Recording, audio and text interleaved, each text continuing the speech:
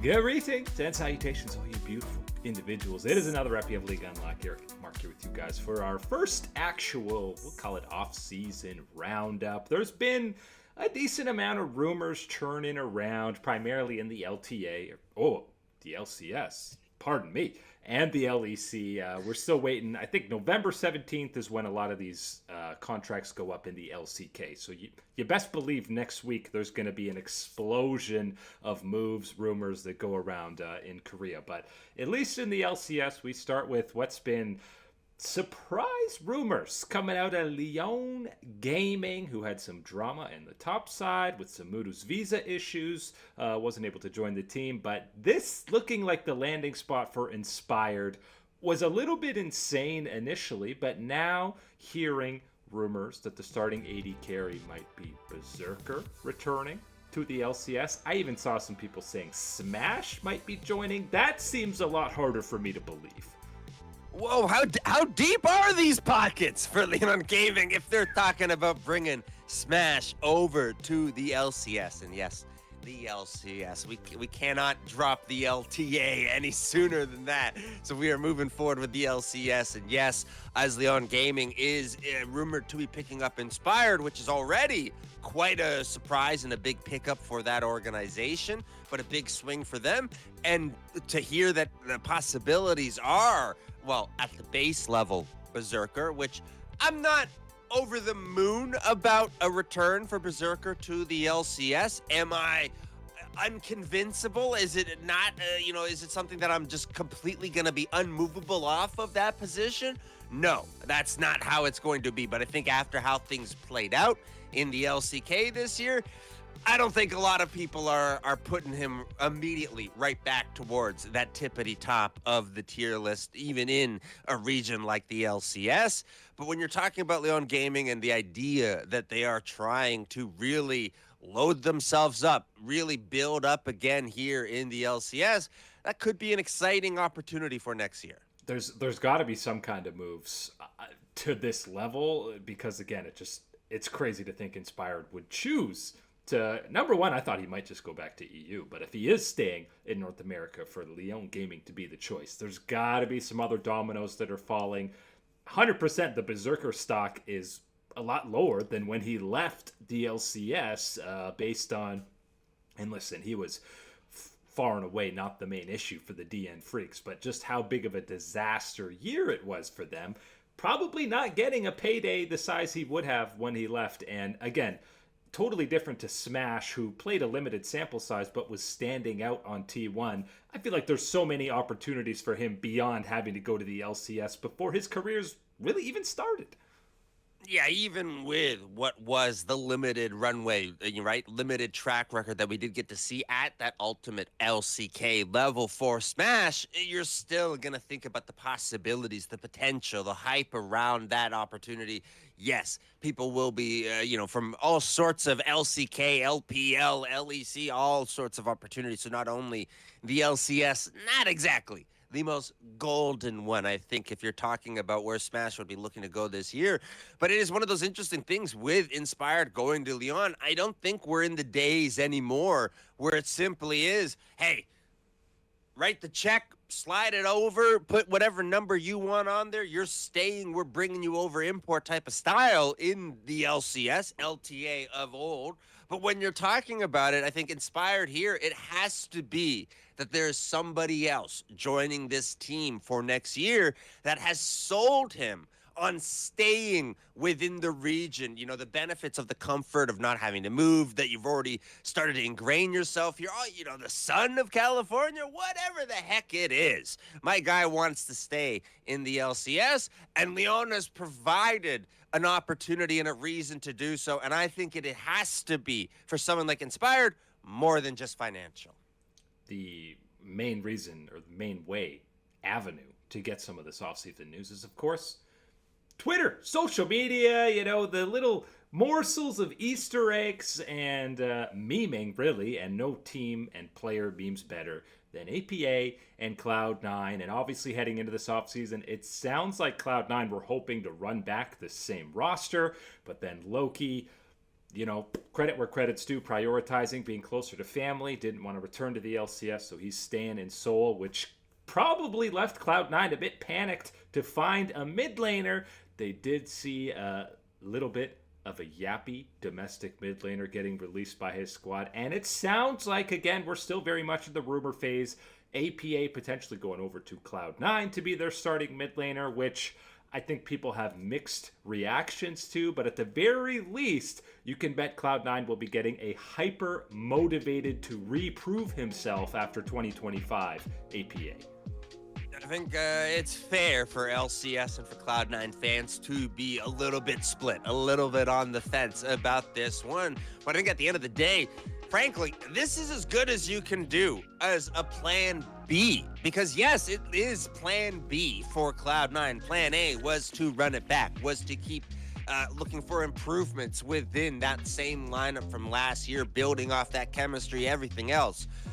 APA now steps in as that for that opportunity with Cloud9 here, and this is one that I think he desperately needed, and to get it with a squad like Cloud9 that should still have some energy, have fire in the tank to challenge for one of the top spots within the LCS is the hope. Absolutely getting one of those ones for APA as a landing spot outside of Team Liquid has got to be something that is positive and does give him that platform for the rebound, for the reinvention of APA in the LCS, and to return to that top tier of play that we know he is capable of. And by the way, been seeing lots of people, if there's the Berserker rumor true, saying, why didn't Cloud9 get Berserker? Why doesn't he come back there? You think Berserker wants to come back to Cloud9? Even with how things were in the LCK, there's no shot he would come groveling back or say, okay, please take me back, Jack. No, he doesn't want any part of it. There's obviously a real scenario, real world opportunities that you do come back to North America, that you do come back to the LCS. I would find it really hard to believe that you would be, the dog with his tail between his legs, walking in on breadcrumbs, trying to make it back and saying, okay, Cloud9, please take. No, that's not how it's going to be, especially not for Berserker. And after the way things went this year and the rebound that you want, that's not how that return was going to go. So I don't see that one playing out like that. But with APA coming back in, I think it's certainly going to be a different flavor as far as how the team communication and attitude is going to be in comparison to last year. And I'm going to wait to see how that plays out in the first couple of weeks. Sven, assuming he returns, and APA, though, on a squad. And Vulcan. That's a lot of trash talk that's going to be coming out of the C9 house. It's not just mid laners in the LCS. We got the LEC, where it's a bit of a carousel going on. You can start with Vladdy leaving. Carmine Corp sounds like Fnatic are the main suitors for him, which means Poby's out. Who knows what's going on with Poby? We got Humanoid returning after a split hiatus, and not just returning, but being reunited to make one of the best bromances in the LEC return alongside Carzzy on Vitality. I have no idea what version of Humanoid is going to show up. I could see him immediately going into that second best in EU for a little while at the very least, or you see, yep, it wasn't just on Fnatic. Your boy might be washed. I'm going to go with an educated flash in the pan type of situation where I think there will be some success for this group. It will not last. It will not be one of these ones where they find a way to grit their teeth and battle way through. I don't think that's what's going to happen. I think there will be some of the same issues that we have always seen with Humanoid from the past, 3-4 years of Fnatic. I think we can say at that point, still some high level of play. And yes, that angle of reuniting, the bromance, the happiness that can come through playing alongside a wacky guy like Carzzy on your team. I think that absolutely is something that I would look at for both of these guys. But again, banking on it, and banking on it being the fix that is going to make this the project of the year, I ain't going for it with Vitality. This was a Vitality team that did, I think, underperform despite the underlying stats for how they were in the LEC last year. You can guarantee at least one Vitality Fnatic matchup, though, where Humanoid has like the best performance of his career to get some revenge against them. Again, Vladdy sounded like the front runner to join that Fnatic squad, and his replacement rumored to be Kiahu, coming over from the LCK. He's had some stints as a starter on the main squad for DRX, but primarily the last couple of years been in Academy and Challengers, again, for the DRX organization. And, I mean, I'm not going to say this is an upgrade over Vladdy. Yeah, he's a promising younger player, but again, been around a couple of years. But even compared to somebody like Poby, who sounds like he might be getting benched, I don't think Kiahu's even at that level.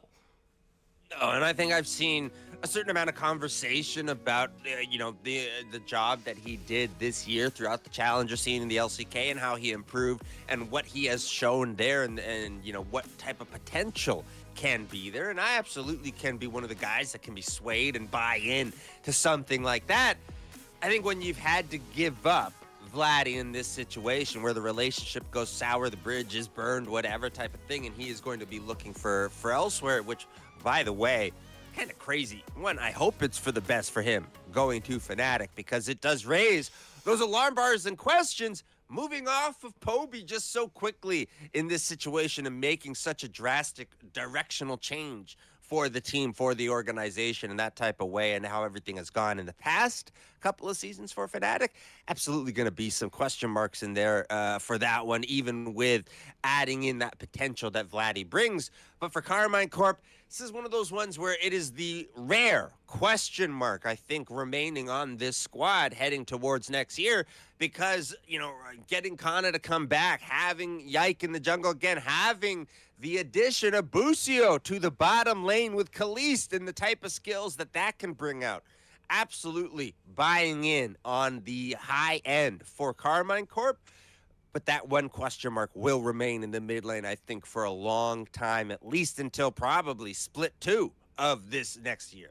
Yeah, and obviously guys like Busio, we've seen Kalist actually be very vocal in comms, and then Yike gonna really have to step even further into that leadership role to kind of control things for this Carmine Corp roster. But yeah, lots of question marks in EU for all these mid laners swapping spots. If Fnatic ends up running it back with Oscarin and Razork, I think a lot of people will not be happy with that. I'm not going to be. I'm not going to be happy with that. I don't care about everybody else there. Normally, I do care about everybody else and what's going on. Of course. I don't care about it there. No way. No way. Personally, I would be too upset. That is not what we need to see, especially given, again, the momentum that you have already just recently picked right back up, the wind right back into the sails of the Europe region after getting 2 quarterfinals, the knockout stage of this past World Championship. You need to double down. You need to send more squads that are good. And I'll tell you, a Fnatic returning and bumbling, stumbling their way through the LEC to claim one of those world spots, only to crash and burn on the world stage with Razork and Oscarant again.